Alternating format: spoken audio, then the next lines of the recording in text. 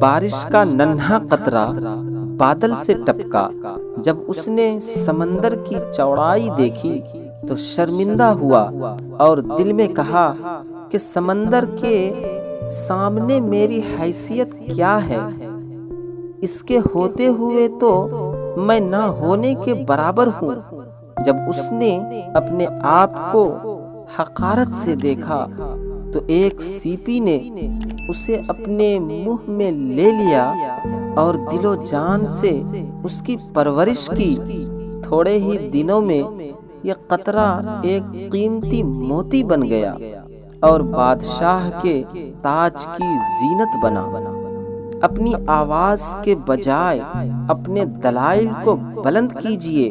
پھول بادل کے گرجنے سے نہیں برسنے سے اگتے ہیں۔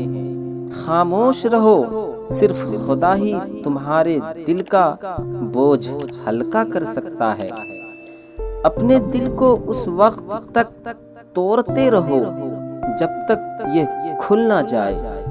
درویشوں کے علاوہ دنیا کے باقی لوگ بچوں کی مانند ہیں جو دنیا کے کھیل میں مگن ہیں۔ یاد رکھیں، مقدس اور پاک مقام میں داخل ہونے کا راستہ آپ کے اندر ہے۔ اگر میرا علم مجھے انسان سے محبت کرنا نہیں سکھاتا تو ایک جاہل مجھ سے 1000 درجہ بہتر ہے۔ تمہاری اصل ہستی تمہاری سوچ ہے، باقی تو صرف ہڈیاں اور خالی گوشت ہے۔ خدا تک پہنچنے کے بہت سے راستے ہیں، لیکن میں نے خدا کا پسندیدہ ترین راستہ مخلوق سے محبت کو چنا۔